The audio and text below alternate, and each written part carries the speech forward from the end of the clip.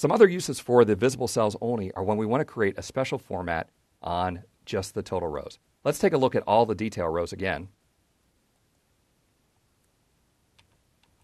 You'll see that we have subtotals in row 67 and row 72. I've worked for managers who have said, we really want to have all of those rows in bold or bold in a larger font or something like that. It would be very frustrating to go through and have to format each one of those rows individually. It would take almost as long as adding the subtotals individually. If you hit the number 2 group and outline button and then attempt to format the subtotal rows in this 2 view of our subtotals, you'll find that actually the formatting you apply happens to all of the hidden rows as well. So you may apply bold to row 67 through row 592, and even though you're just seeing the subtotal rows, you're actually applying bold to everywhere.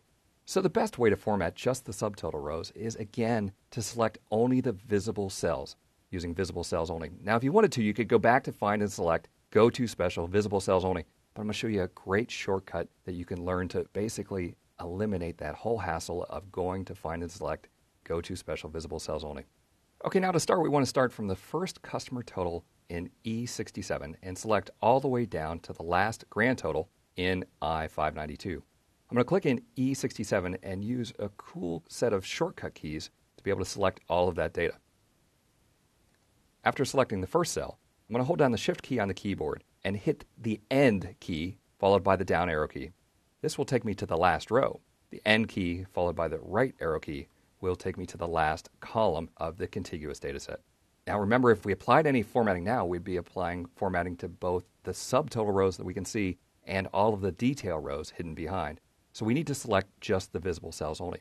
Again, as I said, we could go back to the Find and Select and through Go to Special and Visible Cells Only, but the great shortcut, the shortcut that's been around forever and not very many people know, is to hold down the Alt key on the keyboard and hit the semicolon. Alt semicolon is the shortcut for using Go to Special Visible Cells Only. Great way to select just the visible cells. Now that we've selected this data, we can format it however we'd like using all of the commands on the Home tab of the ribbon. For example, if we needed to apply bold, we could choose the B icon to apply bold everywhere. You'll see that the first time that we selected bold, it actually unselected because our active cell was on a bold cell. We could also make the font size larger or change the fill color or change the font color. I've worked for managers who said that we had to make all of our totals be 12 point in bold with a blue font and a light blue background. No matter what kind of crazy request your manager can come up with, you can apply the formatting at this point. Now watch what happens when I hit the number 3 group and outline button to be able to see all of our detail rows. There you have it. All of the detail rows are still in the original font and the new subtotals have been formatted. We're able to do that by selecting the visible cells only. Again, the shortcut is either Alt semicolon or using on the Home tab, Find and Select, Go to Special, Visible Cells Only, whichever way is easier for you to remember. Now that we've added all these subtotals in, you might be wondering, how do we get rid of the subtotals? Do we have to go through and delete row 67 and then row 72 and all the way down the dataset? That could take just as long as adding the subtotals manually. Well, it's completely counterintuitive, but to get rid of the subtotals, we actually have to go back and pretend like we're adding subtotals again. You'll see that we still have the total rows selected from when we formatted the totals. I'm going to select a single cell in my dataset. Doesn't matter which cell, it just has to be one cell. And then we're going to go to the Data tab of the ribbon. And on the Data tab, use the subtotal command. In the subtotal dialog box, it remembers all of our settings from before, but we're not going to pay attention to any of those settings. We're going to go to the lower left-hand corner and choose the box that says Remove All. That will remove all of our subtotals and get us back to the original data set. Now there's special logic that you have to use when you need to add more than one set of subtotals to the data set. Let's say that our manager asks for a summary by region and product. The first thing we're going to have to do is make sure that the data is sorted by product within region. The next thing we're going to have to do is make sure that we add the subtotals to the outermost field first. In this case, that's the region field.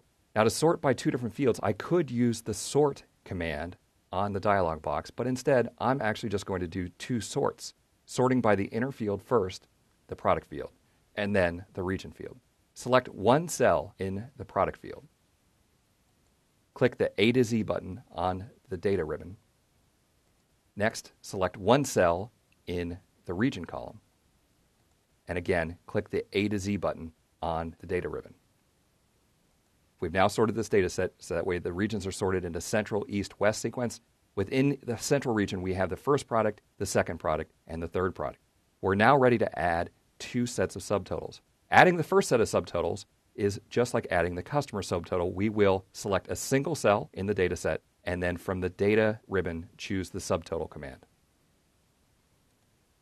This time, instead of suggesting the subtotal by the leftmost column, it's remembering the last column that we subtotaled by. So we want to change at each change in customer to be the region field. All of the other settings that are remembered from the last time are correct, so click OK to add totals by customer. Well, Excel basically just added 3 rows for us, a central total, an east total, and a west total. We now need to add subtotals by product. Again, you want to make sure that only one cell is selected, which it is, and go to your subtotal command on the data ribbon. This time, we're going to say at each change in product instead of each change in region. And the most important part of adding a second set of subtotals is in the lower half of the subtotals dialog box, we want to uncheck the box for replace current subtotals. And then move to the OK button. Excel has now added 2 sets of subtotals for us. The first thing you'll notice is that we have 4 group and outline buttons to the left of column A. If I click the number 3 button, we'll see totals by region and product. If I choose the number 2 button, we'll see just totals by region. And if I click the number 1 button, we'll see still the completely useless grand total. Of course, pressing the number 4 button will show us all of the detail rows. You could carry this concept on to add additional subtotals for other rows that you have. For example, if we needed to see subtotals by customer within product within region, we could continue doing the same steps, hitting the subtotal button and saying that we want to add subtotals and not replacing the current subtotals. Okay, now I'm going to remove these subtotals and show you a couple last tricks before we move on from the subtotals command. Remember, to remove the subtotals, we want to choose the subtotal icon and click Remove All.